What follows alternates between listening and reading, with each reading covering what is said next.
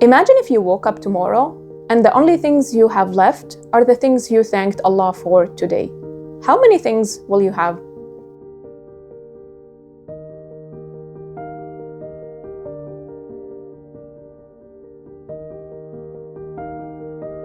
Assalamu alaikum everyone. Welcome to Reflect with Hiba. My name is Hiba, and on this channel we reflect on ayat and see how we can implement them in our postmodern world. Ramadan Mubarak everyone, and we are back after a short break. Had some technical issues with my camera, with my tripods, and Alhamdulillah, we're back. Today, inshallah, we're reflecting on Ayah number 18 in Surah An-Nahl, where Allah subhanahu wa ta'ala says, after A'udhu billahi minash shaitanir rajim, Bismillah ar-Rahman ar-Rahim, وَإِن تَعُدُّوا نِعْمَةَ اللَّهِ لَا تُحْصُوهَا إِنَّ اللَّهَ لَغَفُورٌ رَحِيمٌ. In English, that means, and if you would count the favors of Allah, you will not be able to enumerate them.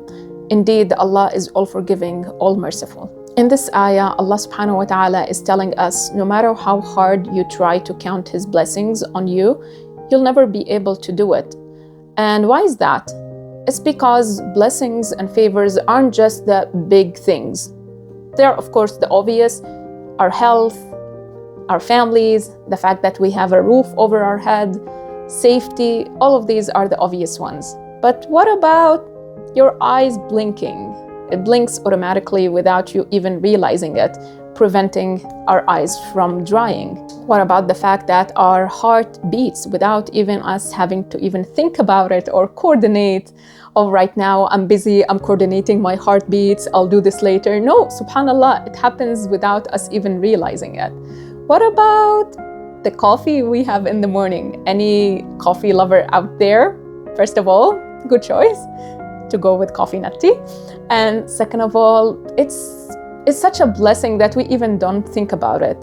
What about the fact that we're able to use the washroom and relieve ourselves? I mean, anyone who's had constipation before, they would know what a great blessing this is to be able to relieve yourself without too much effort.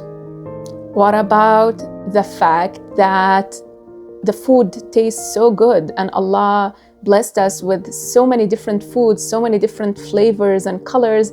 I mean, if it was all just about sustenance, then water and bread, water and dates, that should be enough. But Allah gave us beyond what's enough. The interesting thing is that the ayah ends with إِنَّ اللَّهَ لَغَفُورٌ رَحِيمٌ.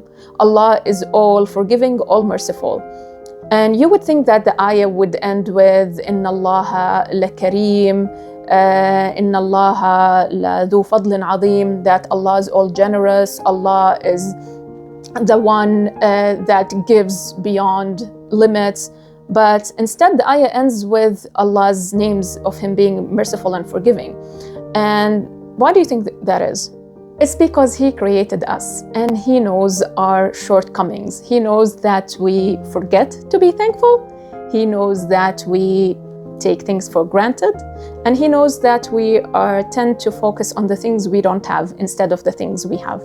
But despite all of that, Allah keeps on giving, not because we deserve it, not because we earned it, but because that is who He is. He is the most generous. He gives without limit, and He gives without us even asking. I mean, when was the last time we asked Allah to be able to breathe without an oxygen tank? Now, what can we implement from this ayah? Number one, the 5-second gratitude rule. Every time you feel like complaining about something, pause for 5 seconds and thank Allah for something you have. For example, your car breaks, say, Alhamdulillah that I at least have a car. You forget the cake in the oven and it burns, say Alhamdulillah that the house didn't burn. Or maybe you can take this from me. Alhamdulillah, I was able to train myself, and it wasn't easy. I was able to train myself that every time I hurt myself, harm myself, or I'm about to, I stop and say Alhamdulillah. Whether it's when I'm preparing food, I cut myself, I immediately, before I try, most of the times I'm successful, before even saying ouch, I would say Alhamdulillah. The other day I was almost about to slip on black ice, not a beautiful scene, And alhamdulillah, I didn't. Allah saved me from that. And immediately said, alhamdulillah. I'm not sharing this so you would say, oh, mashallah, she's so pious, she's always grateful to Allah. No, we all have a long way to go. But I just found that implementing this small thing helps me in focusing my energy on what could have happened and Allah saved me from, instead of what happened or what almost happened. Number 2 is make dua to be grateful. Gratefulness doesn't come naturally to us. And it's a rizq from Allah subhanahu wa ta'ala. The Prophet alayhi salatu wasalam used to say, Allahumma a'inni ala dhikrika wa shukrika wa husni ibadatik. Oh Allah, help me to be grateful to you, help me to remember you, and help me to worship you in the best way. A pious woman named Rabi al-Adawiyya used to say that our ability to thank Allah is a blessing in itself that we should thank Allah for. The fact that Allah subhanahu wa ta'ala guided us to thank Him instead of being ungrateful is a blessing in its own. And number 3 is thank Allah out loud. Let Him hear your voice thanking Him and being appreciative of Him. Make it a habit. For example, the food you just cooked turned out amazing. Say alhamdulillah. I'm about to go and try to cook Daal Makhani for the first time in my life. An Arab woman cooking a traditional Indian dish. So I hope it's gonna turn out good. Alhamdulillah, even if it doesn't. And lastly, shukr and gratitude is not just about words and feelings, but it's also about actions. How do we use our health? Are we using it to please Allah subhanahu wa ta'ala and build this earth and be of benefit to others? Or are we using it to make ma'siyah against Allah subhanahu wa ta'ala? Our time, how are we using it?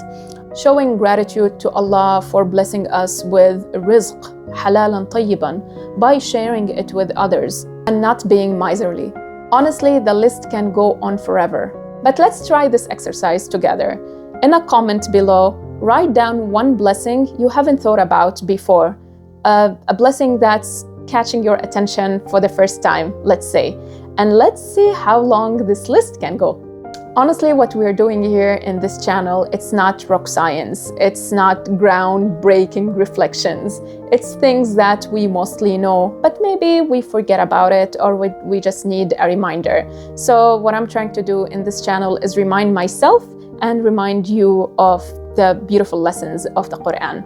So if you found any benefit in this video, I would appreciate if you subscribe to this channel and maybe send the video to a person or two.